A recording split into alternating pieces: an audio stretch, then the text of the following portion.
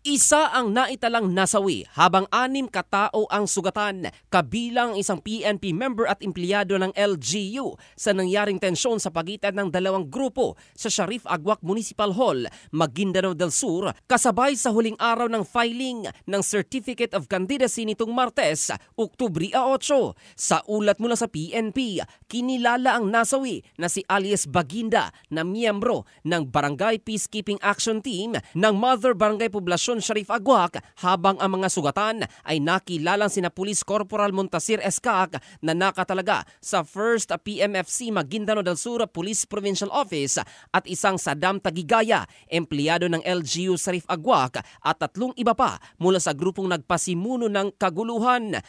Ayon kay Sharif Aguac PNP Chief Lieutenant Colonel Reggie Abiliera, maghahain sana ng kandidatura ang isang grupo kasama ang mga supporters ng matimbrihan ng mga pulis na nakabantay sa lugar na may standing warrant of arrest ang tatakbo sanang vice alkalde ng grupo. Nang isailalim ito sa questioning, lumabas ang pangalang iniuugnay dito ay hindi tugma sa kanyang pangalan, kaya't sinamahan ng mga pulis ang nasabing kandidato. Subalit nang makarating sa tanggapan ng Comelec Sharif Aguac ay hindi rin ito nakapaghain dahil walaan niyang dalang Certificate of Candidacy at tanging Certification of Nomination lamang ang bitbit. Dito anya nagsimula ang kaguluhan, nauwi sa komosyon, batuhan at basagan ng mga sasakyan hanggang sa humantong sa barilan.